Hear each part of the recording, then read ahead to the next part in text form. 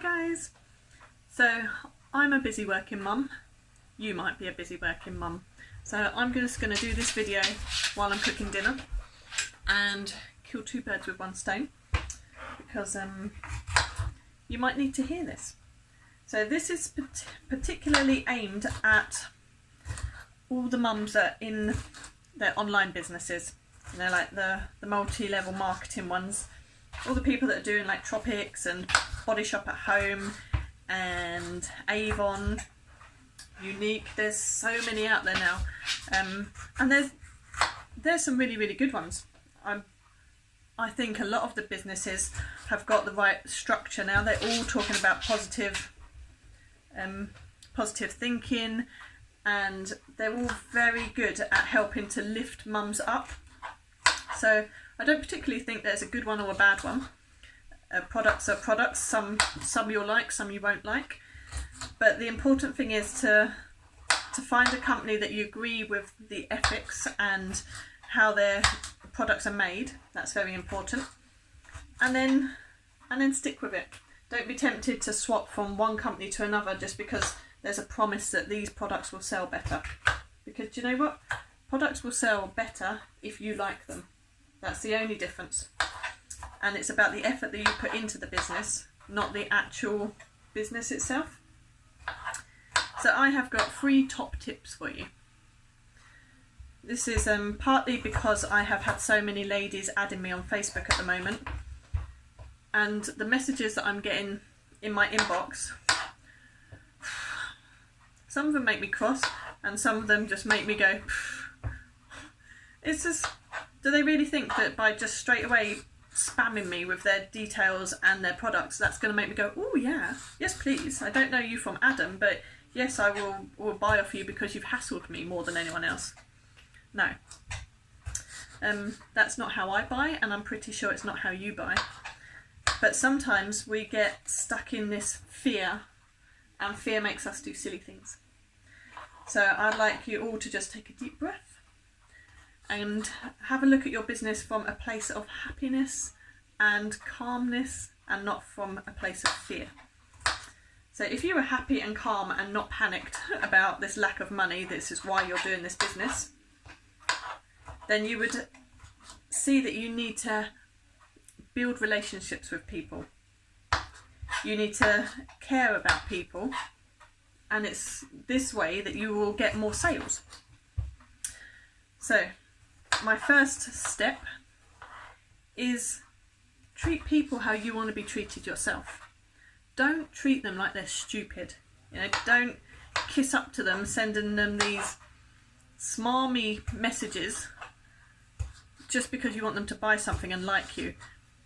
We can see it. You know, we're not stupid. We can see through that crap. You'd be able to see through it if you got that message. So don't do it. It's not nice. And although it is nice, like it's a nice message, it's a bit sickening. It's false and fake. So don't be fake. So that's rule number 1. Don't treat people like they're stupid, because you'll just get their back up. Rule number 2 is get curious. So you want to know about your client, your prospective client. You want to know what she's into, because you've got this whole catalogue. She is going to be into something from your catalogue. But if you're just going up to her and saying, here's my catalogue, look what I've got, it's amazing products, they're so good, they work really well, you don't know what she needs. Some of you might know that I am a beautician, and I've been running my business I've been a beautician for about 10 years. I've been running my own business for about 8, I think. And what I say to my clients, I specialise in facials, and what I say to my clients when they come in is, what's your needs? I don't just assume that I know what they need, because although I might look at their skin and I can see lines, I can see pigmentation, I can see acne, I can see scarring, I can see all this, you know, because I'm trained to see that. But they might not be worried about their fine lines, they might just be worried about their acne scarring. who am I to tell them that they should be worried about their fine lines? So you need to ask your client what they need. You might have the best foot cream in the whole wide world. It's amazing, it's got fantastic results, and more to the point, you've got amazing before and after pictures of it. But if that person doesn't like their feet, and they're never going to get their feet out, they don't give a shit about your foot cream. So what do they give a shit about? Well, you don't know because you haven't asked them.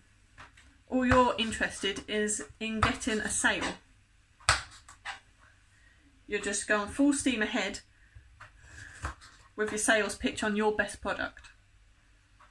What you need to do is get curious about them. Okay, find out what they actually want.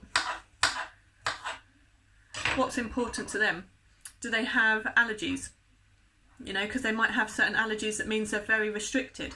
Well, if you can find that information out and you've got this really top product that is great for that restriction, tell them about it. If you've got, so say you might message someone and say, hi, what's your top skincare concern? People love to talk about themselves. So I know I would be like, oh, it would make me think, what's my main concern? Actually, it's my blinking eyes, you know, I'd like them to be a bit more lifted. I could do something about that, but you know, it's obviously not as much of a priority as everything else. So they might come back and say, actually, yeah, it's my eyes. They're a bit saggy. I don't like them. And you could be like, okay, what have you tried? Don't go in for the sale. I know you've got this amazing eye cream, but just, cool, what have you tried? Because, you know, they like to know that you're interested. What have you tried? Oh, I've tried this, and I've tried this, and I tried that one, and, you know, this eye cream was £100 and it still didn't work. Get interested in them. What are they willing to pay? You know, what have they paid out for before that didn't work? What have they tried that didn't work before? So get all the details and don't jump straight into the sale. Get interested, and then you can mention later down the road that you used to have that problem, but now actually you're really happy with your eyes because you've been using this eye cream and you've seen massive results. And because you've taken the time to get to know them, you've built that little bit of relationship, and you've found out their needs, and you're not just saying, hey, I've got this foot cream for you, buy it. You're saying, what's your problem? What's your concern? What do you need in life that I can fix for you? And then fix it. Give them the answer to their problem. So you've got step 1 is don't treat people stupid. You've got step 2, get curious, find out what people need, find out what that person needs specifically. And then step 3 is build the relationship. So if that person turns you down, don't just drop them like a hot potato. That is so rude. I hate when people do that. I get people do that for coaching, and you'd think coaches would know better. They're all smarmy, all nicey, messaging you all the time. And then when they find out that you've got a coach or you don't want to sign up to their package, they just sort of snub you. They don't answer you, and they're not interested. And I just think it's rude, because you never know if you continue to be nice to somebody because you want to be, not because you're being fake, just because you're a nice person and you're interested in building relationships. You know, they might want your product, your coaching, your whatever you have to offer. They might want that next month, but they don't want it this month. But if you treat them rude and you just drop them and ignore them because they don't want to buy your foot cream or your eye cream or your coaching, then they're not going to come back to you and they're not going to recommend you. But if you keep up a good relationship with them and they say, oh, thanks for that, you know, but I'm not in the position to buy that eye cream today. I'm not really needing that at the moment. Or they've just told you they did need it, so maybe they just can't afford it at the moment. And then maybe after payday, they might message you because you say to them, okay, that's fine. And then maybe another time you message them and just be like, oh, you know, you said last time that you were doing that, just wondered how that was going.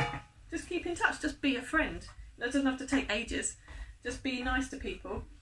Keep in contact with them over Facebook or however you're doing it. And then the next month after payday, they might message and go, oh, do you know what? I got a bonus, or I've got a bit of spare money. Can I actually have that eye cream that you were talking about? Because it sounded really good.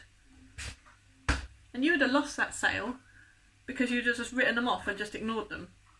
But because you continued with that relationship, next time they knew that they wanted an eye cream or foot cream or coaching, you've built that relationship, and they're like looking on Facebook going, oh, I really need some eye cream. Oh, she was really nice. Or, oh yeah, he was really kind to me. He gave me some advice for free, or he spent some time and really listened to me, really heard what I had to say. I'll message them and see if they've got some eye cream for me, or I'll put my order through them. Because people they know that you're getting commission from these things, and they want you to get that commission if you're a nice person. So, step 1, don't be a dick. Be nice to people. Don't treat them stupidly. Number 2, get curious. Find out all about them. What are their needs? What will make their life better and happier? And number 3, build relationships. Okay, hope that's helped. Bye.